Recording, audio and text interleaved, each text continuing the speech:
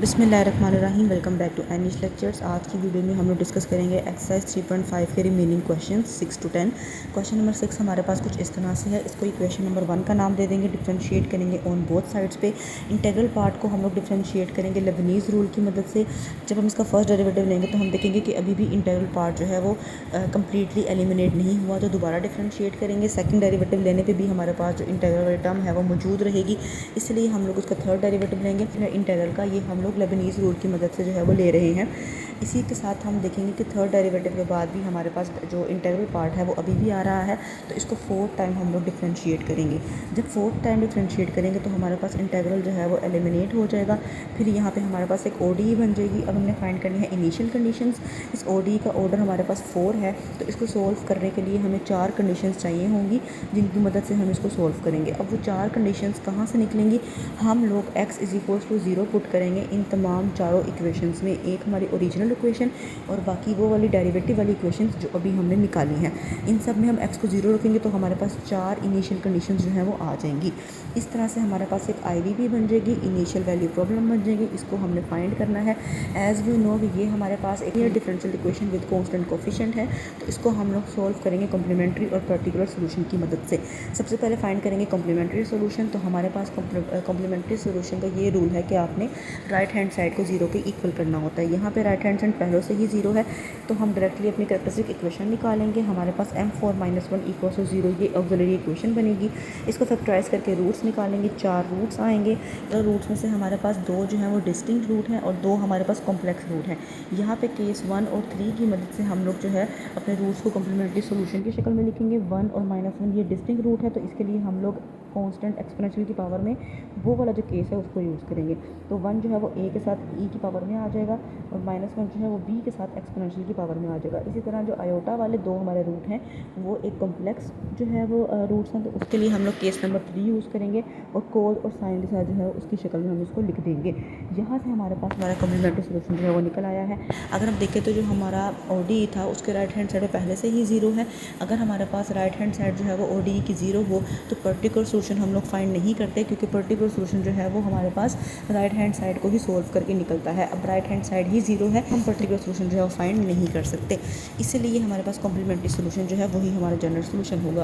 अब इस general solution में हमारे पास कुछ अननोन्स हैं, उनकी वैल्यू हमने फाइंड करनी है with the help of initial conditions. अब इनिशियल कंडीशंस जो है वो हमारे पास डेरिवेटिव पे भी अप्लाई हो रही हैं, तो हम क्या करेंगे? हम लोग यहाँ पे डेरिवेटिव लेंगे, first derivative, second derivative, third derivative of the general solution. जब डेरिवेटिव ले लेंगे फिर हम 1 बाय 1 तमाम जो इनिशियल कंडीशन उनको अप्लाई करेंगे। हमारे पास ABCD की कुछ इक्वेशंस निकलेंगी, उनमें से हम लोग उनको सोल्व करके ABCD की वैल्यू फाइंड करेंगे, फिर अपने जनरल सोल्यूशन में पुट करेंगे। आपके पास U(x) का आंसर आ जाएगा। यहाँ से आप लोग देखेंगे कि आप थोड़ा सा इसको जो है वो सिंप्लीफाई कर रहे हैं। जो फार्मूला हमारे पास cos x का बनता है उसको बनाने के लिए हम लोग 1/2 बाहर कॉमन ले लेंगे। जो 2 नीचे डिवाइड हो रहा होगा वो cos x के जो है फार्मूले में चला जाएगा। दोनों में 1/2 कॉमन है, इसको हम कॉमन ले लेंगे। हमारे पास U(x) का आंसर जो है वो = 1/2 bracket cos x plus cos x आ जाएगा। क्वेश्चन नंबर 7 डिस्कस कर लेते हैं। यहाँ पे इसको इक्वेशन नंबर 1 का नाम दे देंगे। डिफरेंशिएट करेंगे on both sides with respect to x। अब देखेंगे हमारे पास कि इंटीग्रल पार्ट अभी भी आ रहा है, दोबारा से डिफरेंशिएट करेंगे, अगेन डिफरेंशिएट करेंगे। इसको भी हमने 4 टाइम जो है वो डिफरेंशिएट करना है with the help of Leibniz rule. उसके बाद अपनी इनिशियल कंडीशंस फाइंड करनी है। यहाँ पे भी हमारे पास 4 इनिशियल कंडीशन जो है वो निकलेंगी। यहाँ पे हमारे पास जो कॉम्प्लीमेंट्री सोल्यूशन है उसको फाइंड करने के लिए हम लोग राइट हैंड साइड को 0 नहीं करेंगे, क्योंकि वो ऑलरेडी 0 है। यहाँ से हमारी ऑक्सिलरी इक्वेशन निकलेगी m4 - 1 = 0। 4 रूट्स आएंगे, वही वाली बात कि 2 हमारे पास डिस्टिंक्ट रूट हैं, 2 हमारे पास कॉम्प्लेक्स रूट है। केस 1 केस 3 दोनों को यूज़ करके हम लोग यहाँ पे अपने सोल्यूशन को जो है वो राइट कर लेंगे। पर्टिकुलर सोल्यूशन फाइंड करने की ज़रूरत नहीं है, यही आपका जनरल सोल्यूशन निकल आया है। यहाँ पे जो अननोन है उनकी वैल्यू फाइंड करेंगे इनिशियल कंडीशंस की मदद से। वही बात कि पहले आप लोग डेरिवेटिव ले लेंगे, first derivative, second derivative, third derivative, ताकि आप लोग कंडीशन जो है वो उनको आसानी से अप्लाई कर सकें। जब आप लोग अपने जनरल सोल्यूशन के डेरिवेटिव को फाइंड कर लेंगे फिर आप लोग कंडीशंस अप्लाई करेंगे। आपके पास ABCD की टर्म्स में कुछ जो है वो इक्वेशंस आएंगी, उनको साइमल्टेनियसली सोल्व करके आप लोग इनकी वैल्यूज़ फाइंड कर लेंगे।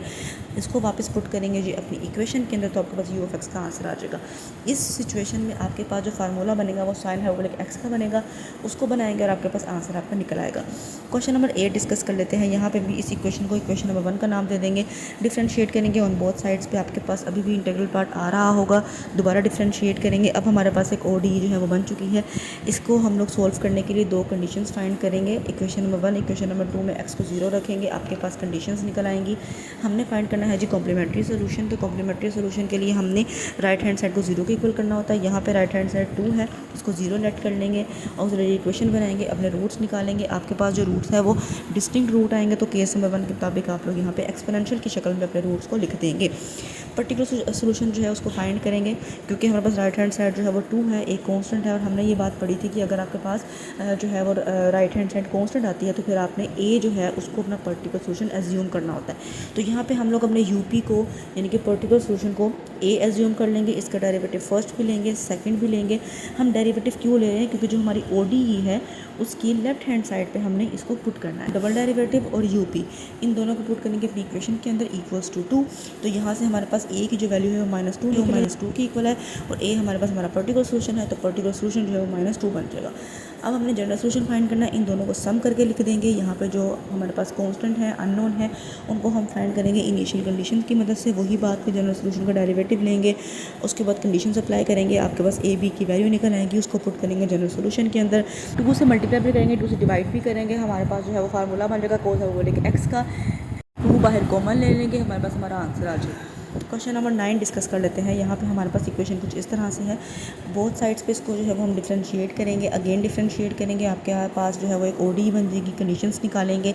यहाँ पे भी कॉम्प्लीमेंट्री सोल्यूशन जो है वो इजीली निकल आएगा। रूट्स हमारे जो है वो कॉम्प्लेक्स होंगे। हम साइन कोस वाला जो केस है उसको यूज़ करेंगे। उसके बाद पर्टिकुलर सोल्यूशन फाइंड करने के लिए हम देखेंगे कि राइट हैंड साइड जो है वो एक्स की इक्वल है, और हमने पढ़ा था कि अगर एक्स की इक्वल हो तो हम लोग अपने पर्टिकुलर सोल्यूशन को AX + B के इक्वल लेट करते हैं। तो यहाँ से हम इसको AX + B के इक्वल लेट कर लेंगे, डबल डेरिवेटिव अप्लाई करेंगे। उसके बाद हमारे पास जो हमारी ODE है उसके अंदर वैल्यूज़ को पुट करेंगे। आपके पास AX + B = X, ये एक इक्वेशन बन जाएगी। यहाँ से आप लोग कंपेयर कोफिशिएंट्स करेंगे ताकि A और B की वैल्यूज़ फाइंड कर सकें। आपके पास जो UP का आंसर आएगा वो X के इक्वल आएगा। ठीक हो गया। अच्छा जी, ये हमारे पास हमारा पर्टिकुलर सोल्यूशन का आंसर आ गया है।